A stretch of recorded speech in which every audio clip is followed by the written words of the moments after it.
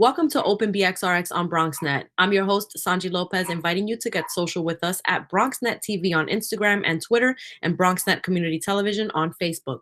Also, if you're watching us on cable, you can continue to stay up to date with our on-screen social media feeds, providing the latest COVID-19 community updates and important headlines.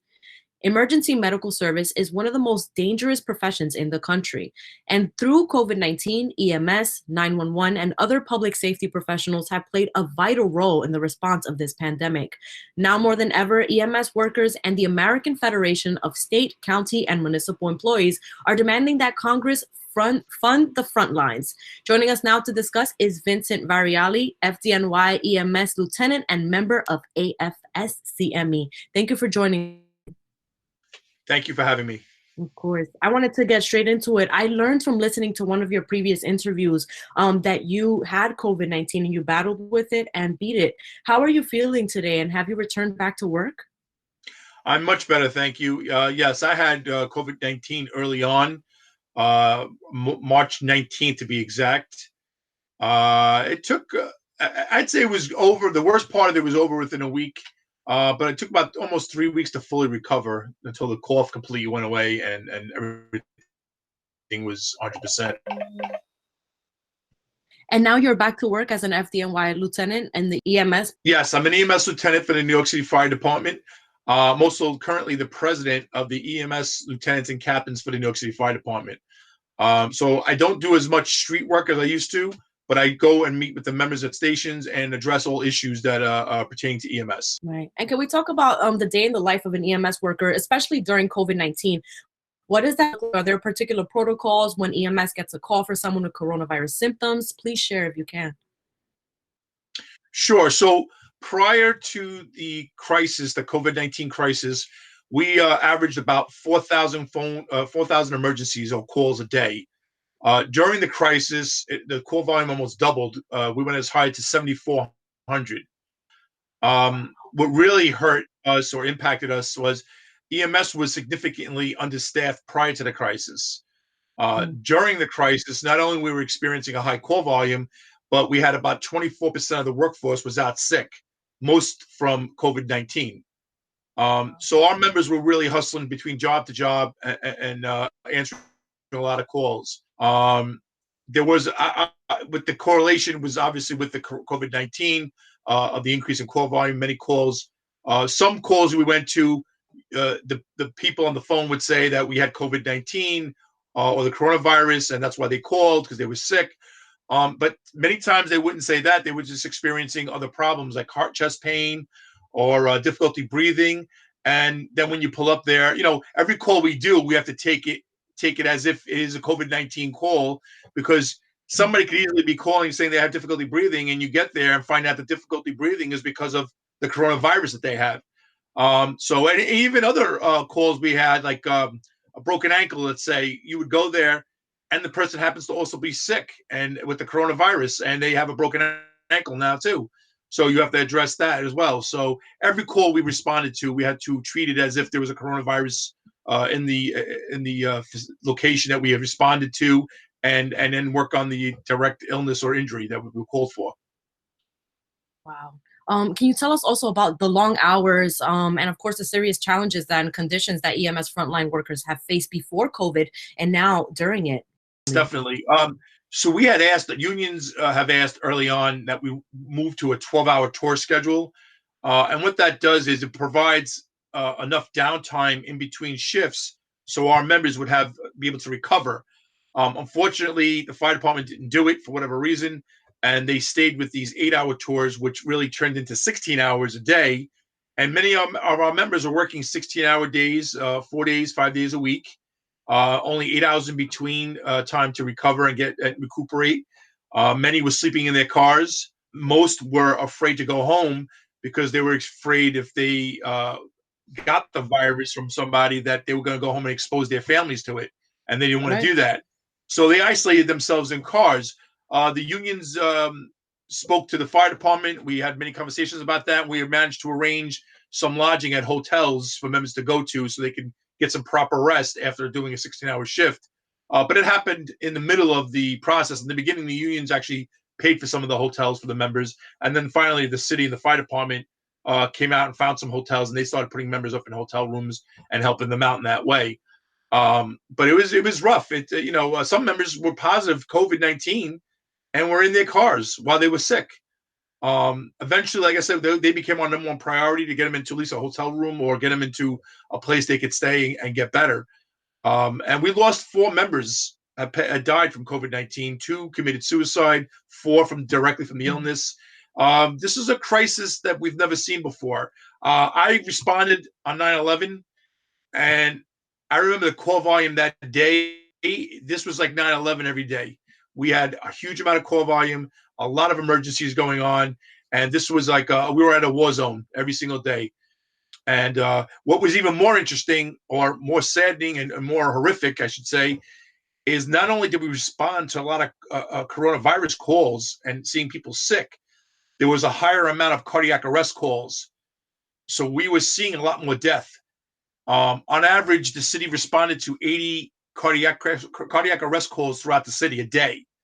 During the coronavirus crisis, we were responding to 300 a day. So on a typical tour of 12 hours or 16 hours, instead of doing maybe 3 or 4 cardiac arrests, we were doing 10 to 12 cardiac arrests. And most of them were not coming back. They were dying. So there was a lot more death going on, and we were witnessing a lot more traumatic death than we were used to. And Vince, there was also a restriction on resuscitation as well, no, when it comes to cardiac arrest and heart failure. Can you tell me a little bit about that? They lifted that recently. Yes. So the hospitals were also overwhelmed. As many have seen in New York City, there was tents outside, and we were finding places for patients. So what they did was to change the criteria. Normally, EMS would come, we would work up a patient, get a pulse back. Whether we got your pulse back or not, we would transport you to the hospital generally, unless there were certain circumstances where there was no need for transport and we would have to call the patient DOA at the scene. But most of the time, we would transport the patient. The protocols changed during the crisis because the hospitals were so overwhelmed, they couldn't handle patients who did not have a pulse. So the new protocols came as EMS would have to try to resuscitate you on scene for about 20 to 30 minutes. After 30 minutes, if they could not get a pulse back, they had to call the patient dead on the scene, and we would not transport. What that did was it took away some of the burden from the hospital. I don't want to call it a burden. It took away some of the hospitals of I'm sorry, ability to have to work on the cardiac arrest, because since they really didn't have the resources to do that. And also, we'd get the ambulance back in service faster, because if we had a transport, we now took time to go decon the ambulance, and it took us about an hour turnover. So if we couldn't get your pulse back, the view was they're not going to come back. They're pretty much gone, and we're not going to transport. Something else that I wanted to ask about, Vince, was I know that there have been delays and pleas from frontline workers, and you're finally receiving free coronavirus antibody testing. What are your thoughts on this? Is it late? Will this help many workers feel more secure and able to return to service a little more securely? Yeah, testing is something we've all asked for early on. The regular testing to see if you had the virus, and that is something that was not available. I know many other places said there was some available. There was none available. Just recently, they started antibody testing. Also, I think many first responders would like to know because with all the exposure we had, whether or not we did have it and didn't even know it. And now, if we have the antibodies, is that going to help us? Are we going to be immune to it? We'd like to know what's going on with our bodies, if we have it in us or not.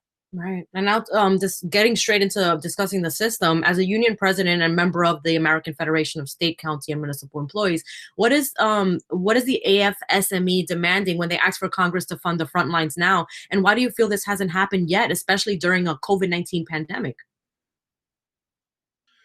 I think there's a lot of politics being played. I know AFSCME has been active in lobbying for in Congress and in the state to get hazard pay for frontline and first responders. They've been active in getting line of duty death recognized for EMS and other essential workers, so that their sacrifices are not that they made, the ultimate sacrifice will not be in vain, that their families will be taken care of. There's a big difference in pay and benefits when it comes to a line of duty death compared to a regular death. line of duty death generally provides more benefits for the families that they need. And I think that's deserving and needed for these families who is their first responders and essential workers sacrifice their life to help and save others. That would make absolute sense, I think, during this time, especially, and even before. I mean, the FDNY and EMS frontline workers have been, vying and fighting and pleading for rights. And I've heard also about some EMS workers not having health insurance on the front lines as well. Well, so some EMS, the private EMS, I would think, if you were, they may not have health insurance for it. But generally, what happens in EMS, and many people don't know this, EMS in New York City is not treated as a uniformed emergency service. Compared to police, fire, and even sanitation, they all have unlimited sick leave. EMS has 12 days a year of sick leave. So if you get the flu or you get sick, you use up your 12 days, you could easily fall off payroll. The bad part about falling off payroll is not only do you lose your pay, but your medical insurance is tied into that. So you can easily fall off payroll and lose your medical insurance. Fortunately, during the coronavirus period, the city did not, if we became ill and it was coronavirus related, they did not use your sick leave. They allowed what they called excuse time, and they gave you generally 7 to 12 days of excuse time for related to the COVID-19 virus.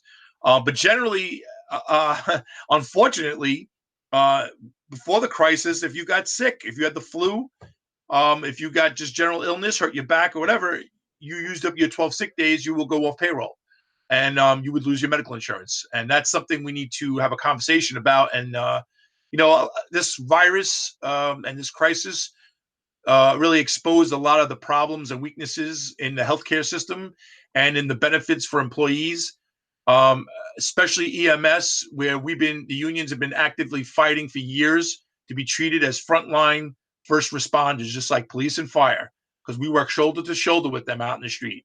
And we should get unlimited sick leave like them, and we should get the same benefits equal to them. We're not asking for anything extra. We're just asking for equal treatment with other first responders. And these are conversations we need to have, and this is actions that we need to take to make sure this happens in the future. Right. I personally think, the claps are great for essential workers, but they need more justice. They need more help. They need just at a federal level, just more assistance when it comes to these things. You're exposing yourselves every single day in the front line. So, I mean, Vincent, thank you so much for your time today. We really appreciate it. One final thing, just for any EMS workers out there who are seeking assistance or need help or resources, where can they go to find out more information about the union or AFSCME? Yeah, great question. I do want to mention this.